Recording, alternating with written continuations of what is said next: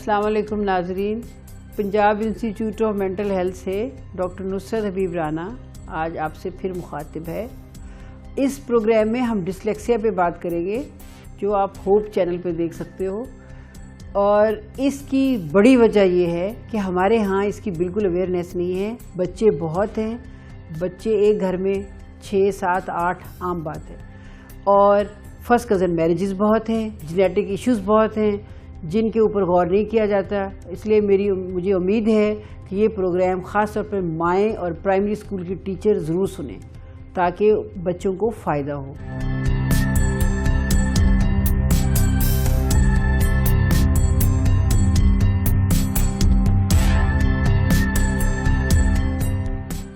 बाज़ दफ़ा 6 साल की उम्र में भी बच्चा राइट और लेफ़्ट की फ़र्क नहीं कर सकता। कुछ काम वो राइट से करता है, कुछ लेफ़्ट से करता है। क्योंकि इनकी फाइन मोटर कोऑर्डिनेशन जो है ना, ये यूं वाली जो कोऑर्डिनेशन है ये कॉम्प्रोमाइज्ड है, और ये जो ग्रोस है ये ठीक है।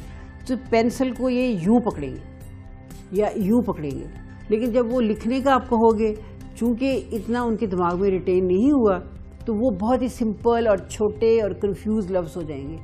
इसलिए आपने ये भी एक पिकअप की सिम्टम है कि आप ये देखें कि ये बच्चा ओरली इतना अच्छा परफॉर्म कर रहा है, इसकी कॉम्प्रिहेंशन बहुत अच्छी है। एक लफ्ज़ है लॉट, एक लफ्ज़ है लॉस्ट। अब उसमें सिर्फ एक एस का फ़र्क है। अब इनके दिमाग में पिक्चर बनी एल, फिर एक गोल है ओ, एक टी है, उसकी कैसी शक्ल है। उसके अंदर बात छोटे छोटे लफ्ज़ इनका दिमाग पिक नहीं करता। और वॉवल्स ये बहुत कंफ्यूज करते हैं। वॉवल्स में इनके बड़े प्रॉब्लम्स होते हैं, वॉवल मिस हो जाते हैं इनसे। लेफ़्ट और राइट की कन्फ्यूजन भी होगी। और फिर ये है कि एक कर्सिव हैंडराइटिंग होती है जो आप जोड़ के लिखते हो। आप यहाँ पेन रखा है, पूरा लफ्ज़ लिख के उठाना है। दूसरा ये है कि प्रिंट है कि हर एक के बाद आपने उठाना है। ये बच्चे जो प्रिंट हैंडराइटिंग है उसमें इनको और ज़्यादा मुश्किलात होती हैं। ब्लैक बोर्ड पर लिखा है बेक, इन्होंने एक इमेज बनाया है, बी का इमेज बनाया है, ए का, खे का, ई का बनाया है। बेक इन्होंने याद किया, अब टीचर ने आगे ईडी लगा दिया, ये एक दूसरा लफ्ज़ है बेक्ड। फिर उनके दिमाग में इसका इमेज बनना है जो बाज़ दफ़ा नहीं बन पाता, या ING आगे लगा दिया baking.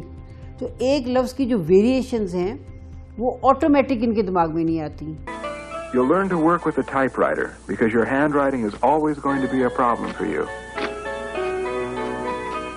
And you're going to have times when you think you'll never learn, you'll never be like other people, but you won't give up.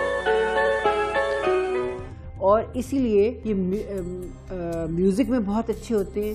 लेकिन ज़ाहिर है एक बात है यहाँ पे, अगर म्यूज़िक की किताब इनके आगे प्रिंट करके रख देंगे तो इनको प्रॉब्लम होगी, क्योंकि वहाँ से पढ़ के पिक करना इनके लिए बहुत मसला होगा।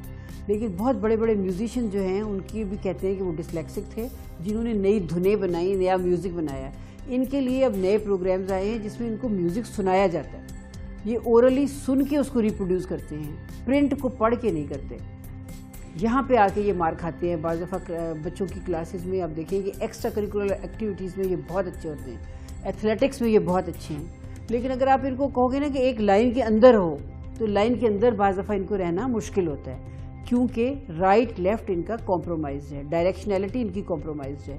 तो इस वजह से टीचर इनको कभी नहीं निकालेगा अगर उसे पता होगा कि ये डिस्लेक्सिक्स हैं, क्योंकि इनके लिए अब लॉज हैं, रेगुलेशंस हैं, इनको कुछ चीज़ों की इजाज़त है।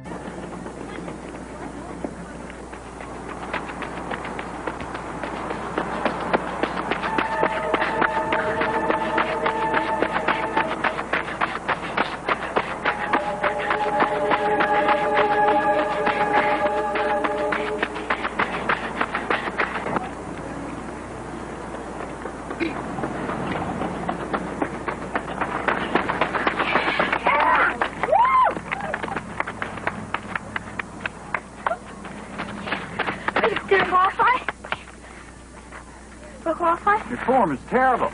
You're all over the track. You run as if you don't care what lane you're in. Didn't qualify. Did I say that? We can work on your form. We can teach you to stay in your right lane. You're fast. I can't teach you that. But I can improve it. Am I in? You're in. All right. नाज़रीन, हम आज बच्चों के writing, reading, spelling, disability जिसे dyslexia कहते हैं उस पर बात कर रहे हैं। अब यहाँ पे ब्रेक लेते हैं, उसके बाद दोबारा मिलते हैं।